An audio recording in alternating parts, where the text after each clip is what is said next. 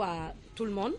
Donc Aliou def na français, Gaël def na français, man damay def wolof. Très bien, super. Parce que je pense que 17 millions de Sénégalais yëpp dégg nañu kàllaama wolof. Et li may tàmbali wax rek mooy sunu kàddu njaal jëmale ko ci famille Astou Sokhna, sunu kàddu métitlu jëmale ko ci citoyens yi nga xam ne ñi ngi dund toujours ces problèmes là, mais itam comme nu ma ko waxee jaale la famille de docteur Oumar, yàlla na leen yàlla xare àjjana.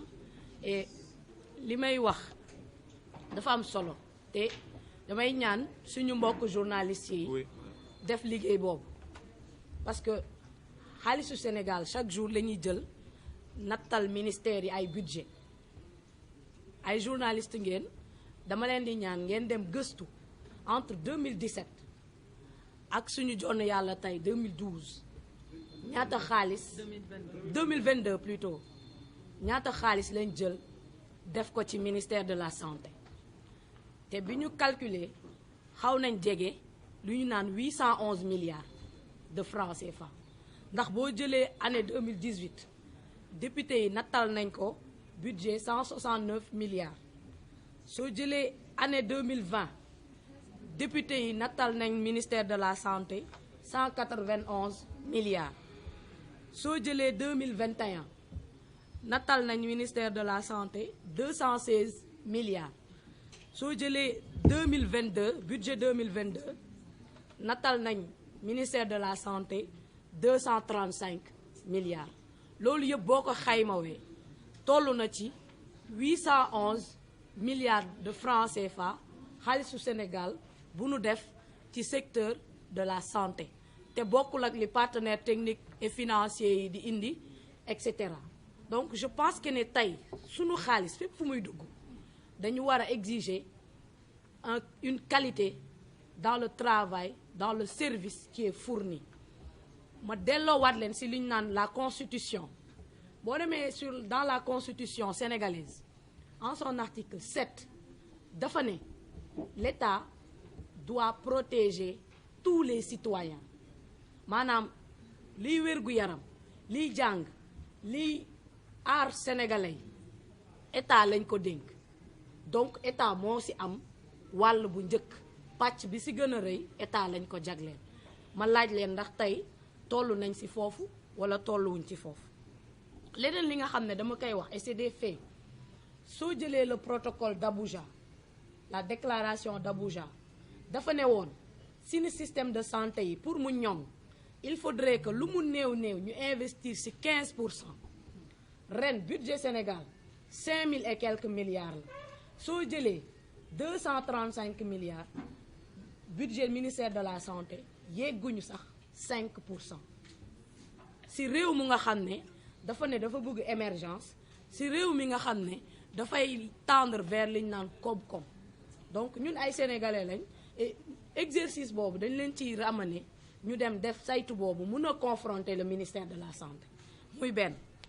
ñaar, li nga xam ne peut-être ñu ngi koy dund te problème yi je pense que ne si ñeent la wala jëm si juróom. benn mooy la gouvernance sanitaire. Aujourd'hui au Sénégal, la santé publique est en danger. Le système est précaire. On est dans du saupoudrage et si loolu li ñuy wéy parce que dañuy wan rek ay hôpitaux ay bâtisses, mais boo demee creuser ba ci fond bi li ñu naan un géant au pied d'argile. Sunu système Sénégal santé loolu la. soo waxee ñu ne la si sous-région bi ñoo fi am faculté de médecine. soo fi waxee ñu ne la nit ñi Sénégal le personnel est de qualité. mais boo demee jeex loolu amul te ñeneen ñi ñu ngi ñuy raw parce que ñun on s'endort sur nos lauriers. wax nañ ko plateforme bi c'est pas une plateforme pour combattre le personnel sanitaire. man j'ai travaillé pendant 2 ans les sirènes en tant que volontaire dans le cadre de la riposte contre Covid. personnel de santé personnel bu jàmbaar la. personnel de santé personnel bu résilient la. personnel de santé personnel bu nga xam ne am nañ formation bi war. mais nit ki nag boo ko nee obligation de résultat da nga koy jox obligation de moyens. C'est ça le problème. Est-ce qu'on investit suffisamment dans la santé? Bien vrai que sunu mbokk maliens yi nee nañ boo jëlee benn loxo jubale ko si nit ñeent yi day ñëw ci yow. C'est vrai ay sénégalais lañ nañ ko wax te dund. boo demee ci hôpitaux yi duñ la accueillir niñ la war a accueillir. soo demee ci hôpitaux yi duñ la wax niñ la war a waxee te wax bu neex sarax la te premier soin bu ñuy jox malade xëy na accueil bi la amu fa. te loolu li koy waral mooy xëy na sanction du am xëy na politisation de la santé moo koy waral parce que tey est-ce que ñi ñuy jël méngoo nañ ak ñi ñu war a jël. est-ce que tey ñi ñuy jël waroon nañ fa toog. bu fekkente ne loolu yëpp amul on ne peut pas s'attendre à avoir un résultat probant dans le système de santé te loolu yëpp ñun ñu ngi gis constat yi ñu ngi koy wax. dama leen di jox rek exemple ngeen dem vérifier parce que man du ma waxantu. il a fallu que Kolda ñu def une question écrite au gouvernement du Sénégal pour que ñu mun fa yóbbu en 48 heures un gynécologue. Ministère de la santé duñ ma bàyyi ma wax lu dul dëgg.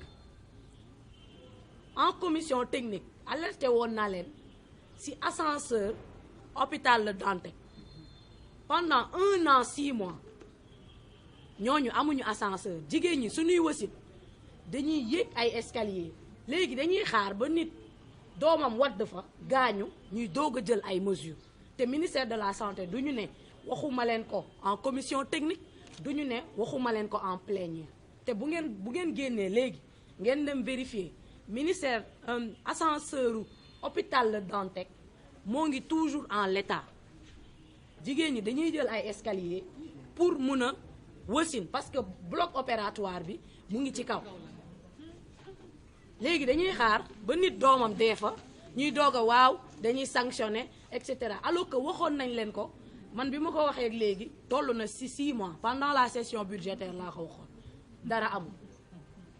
leneen li nga xam ne bëgg naa ko wax dama jàpp ni yii ay voix la te président de la république man laa déggoon mu wax ko bi ñuy inaugurer le service des maladies infectieuses mu ne ministère de la santé et ça c'était en décembre 2020 su ma juumul mu ne ministère de la santé il faudrait que ngeen indil ma les réformes du système sanitaire ba tey ba sànq mun ngeen dem laajte conclusion réforme yooyu amagul. léegi ñun on se demande suñu chef de l'État ndax kàddu kilifa amati na njëriñ ci dëkk bi parce que dañuy wax nii rek sànni après actualité bi 1 semaine 2 semaines 3 semaines ñu wax ci mu jeex looloo waral may ñaan ce mouvement là il faut maintenir la dynamique. il faut maintenir la dynamique parce que problème conjoncturel solution structurelle moo koy régler.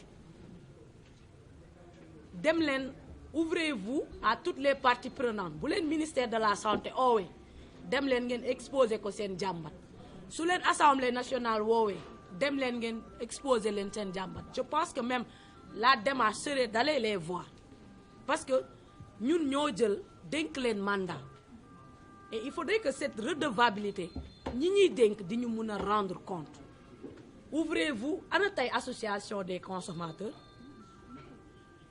ana ñu parce que nous sommes des usagers ana association des consommateurs. je pense que le travail est plus sérieux et lii dynamique buy commencer la nañ ko continuer bu ñu dara tax ñu bàyyi bu actualité bi jeex parce que nommé nañ kenn wala fal nañ kenn mu jeex donc je pense qu'il faut continuer et les réformes je pense que aujourd'hui seen plan d'action exiger des réformes du système de santé je pense est aujourd'hui une priorité pour nous parce que suñu indiwee réforme yi il a fallu que SAMU Covid am ñu doog a xam njëriñam ci réew mi avant budget 200 millions la doon am bi Covid amee dotation wam jóge ci 200 millions dem 500 millions pendant que des pays comme la Côte d'Ivoire seen SAMU seen service d'urgence ils sont à 3 milliards ñu ne ñun ak ñoo tolloo niveau de développement ñooñu raw nañ ñu est-ce que ñun dañu war a continuer di am les mêmes revendications de 1960 non dëkk bi dafay changer te ñun ñooy génération bi nga xam ne incha allahu rabbi ñoo koy changer parce que quand on va confronter les autorités ce ne sera plus sur la base de dañoo mer Non, c'est des arguments plausibles qu'on met sur la table et qui demanderont des solutions. Moo tax je dis que engagement citoyen éveil citoyen dafa war a continuer dañ leen ci war a gën a ñaax askan bi ñi ñuy tànn ëllëg ci biir ñu xam ñan la ñuy tànn. Dama koy wax à l'Assemblée nationale si nous voulons avoir des députés de qualité il faudra élire si nous voulons avoir une assemblée de qualité il faudra élire des députés de qualité pour que ñu ñuy mun a xeexal suñu ay jàmbat. Donc bal bi nag ci askan bi lay tàmbale ci askan bi lay dellu et on a la balle dans notre camp.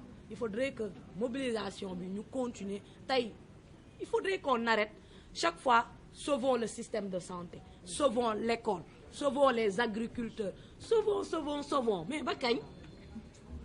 Donc je pense que le problème est beaucoup plus sérieux et il faudrait que fu mu toll nii qu'on pose le débat sur la gouvernance de la santé au Sénégal mu jël en compte l'offre de soins jël en compte prise en charge jël en compte le management jël en compte la recherche jël en compte le financement et la formation.